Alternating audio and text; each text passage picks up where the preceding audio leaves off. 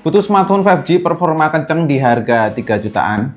Ya, smartphone ini tuh dikasih Dimensity 6300 5G, RAM-nya 8GB, storage-nya 256GB oleh Samsung.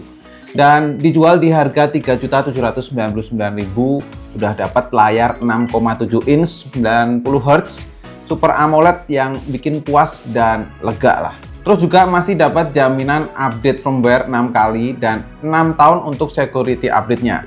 Dan plus security-nya ada Samsung Note Fold. Mantep banget lah. So, saya Koko, ini dia Samsung Galaxy A16 5G. Sebelumnya kita mulai dari unboxing-nya dulu ya. Boxnya sih masih sama dengan Samsung seri A yang lain, tipis. Dari depan cuma ada tulisan Samsung di atas, gambar device-nya warna hitam, dan tulisan Galaxy A16 5G di bawahnya. Samping kirinya cuma ada tulisan Galaxy A16 5G. Di sisi belakang ada sedikit informasi produk dan keterangan produknya tuh ada di bagian sini. Dengan device yang saya pegang ini punya RAM 8GB, storage-nya 256GB dan berwarna blue black. Setelah dibuka tuh pertama di dalamnya ada box tipis, ada panduan pengguna, informasi garansi, sebuah kabel USB Type-C, dan ada pin ejector SIM card. Baru setelah itu ini device Galaxy A16 yang masih cover wrapping. Beresin sebentar. Oke, ini dia Samsung Galaxy A16 5G. Secara desain bodinya tuh masih sama dengan Galaxy A15 5G ya. Backcase-nya masih berbahan plastik, berfinishing glossy, jadi masih bisa meninggalkan sidik jari. Ya, Samsung secara build quality oke lah. Bagian backcase ini di bawah ada tulisan Samsung, terus desain kameranya sejajar vertikal, 3 buah kamera dan sebuah LED flash. Sesimpel itu. Di bagian frame sisi kanan ada tombol power dan volume up and down. Sisi atas tuh ada sebuah lubang mic. Sisi kiri ada slot SIM card bertipe hybrid. Jadi mau pakai dual SIM atau single SIM dengan tambahan memory card. Terus untuk sisi bawah ada lubang speaker, lubang mikrofon, dan sebuah port USB Type-C. Nah, yang bikin beda dengan Galaxy A15 5G yaitu ketiadaannya port audio jack di A16 5G ini. Jadi ya harus bergantung dengan TWS atau mungkin earphone yang menggunakan port Type-C. Kalau buat saya sendiri sih nggak masalah ya, karena banyak banget TWS saya. Mulai dari Samsung dan brand lain pun juga ada. Bahkan kalau misalkan teman-teman nyari TWS dengan harga murah atau terjangkau pun juga banyak banget di luaran sana. But ya balik lagi soal preferensi. Langsung kita lanjut nyalain dulu, sekalian kita hands-on ya. Nah, di bagian depan atau layarnya ini yang menurut saya kurang sreg atau kurang suka. Ya, seperti yang teman-teman lihat, layarnya ini masih menggunakan tipe Infinity U Display kalau kata Samsung, alias masih berponi. Berukuran 6,7 inch Super AMOLED 90Hz dan beresolusi Full HD Plus 1080 x 2340 pixel. Ya, mungkin buat beberapa orang nggak suka ya dengan model layar seperti ini, tapi Samsung mengobati itu dengan kualitas layar yang tetap gonjreng. Detailnya dapat dan meskipun kamu pakai di luar ruangan pun masih aman banget. Buat yang doyan nonton drakor, layar lebar gini juga jadi lebih puas. Scrolling sosial media juga sudah cukup dengan refresh rate 90Hz dan bikin nggak boros baterai juga. Ya bagaimanapun tetap ada plus minusnya juga sih. Kayak speaker yang masih single juga menurut saya ini jadi kurangnya Galaxy A16. Ini untuk contoh hasil suara speakernya.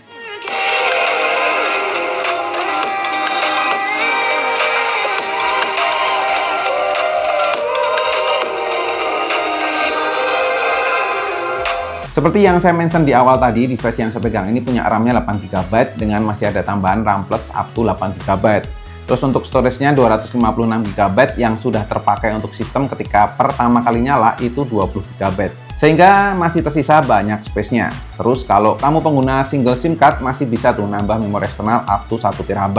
Jadi aman aja sih soal storage. Dalam hal performa, kali ini Samsung memberikan upgrade dengan menanamkan sebuah chipset SoC MediaTek Dimensity 6300 5G berkekuatan octa-core 2,4 GHz dan berfabrikasi 6 nanometer.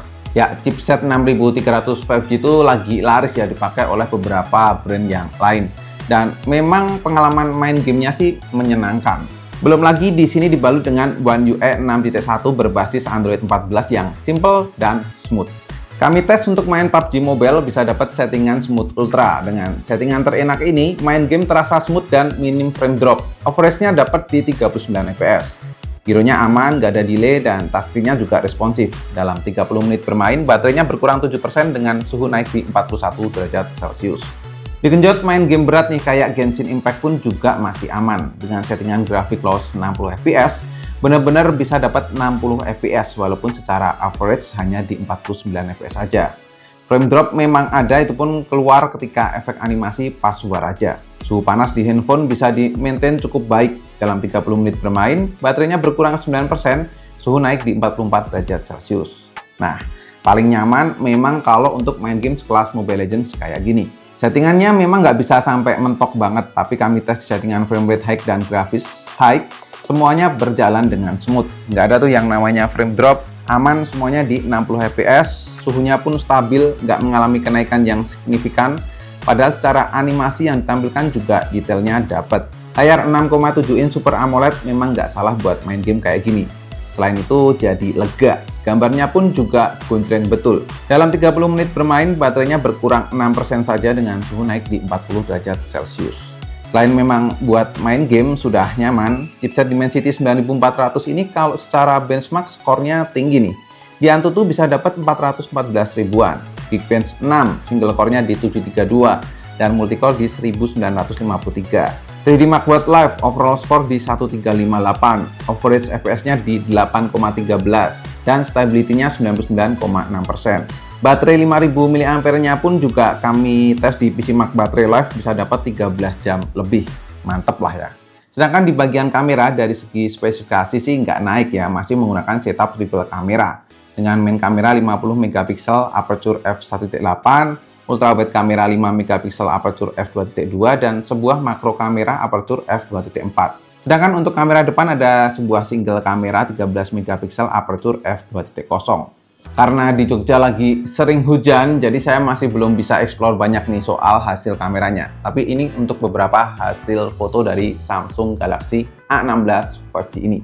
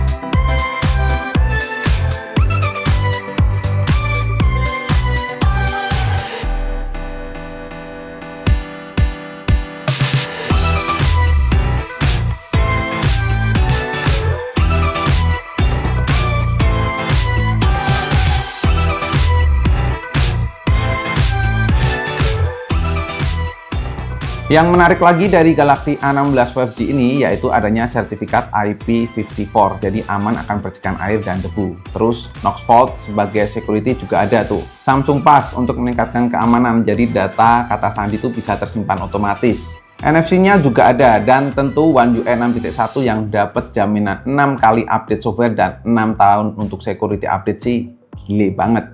Dari unboxing dan gaming test yang kami lakukan, Samsung Galaxy A16 5G ini punya performa yang stabil di harganya.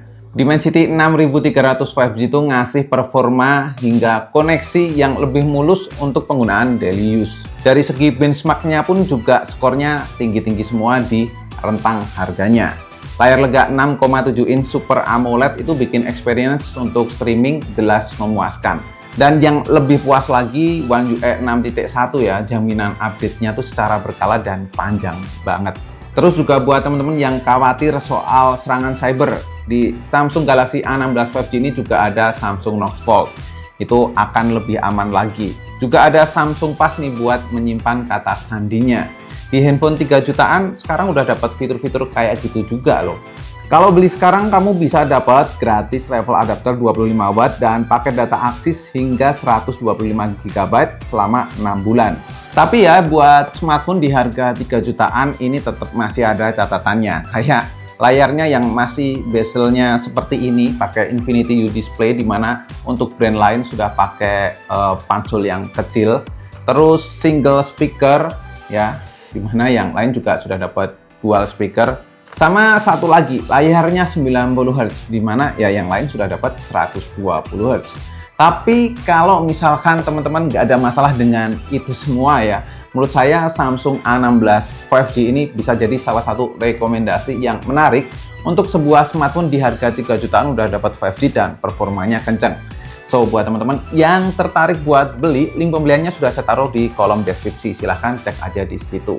Dan cukup sekian untuk video kali ini. Terima kasih banyak untuk teman-teman yang udah nonton sampai akhir. Koko undur diri dan kita ketemu lagi di video selanjutnya. Bye-bye.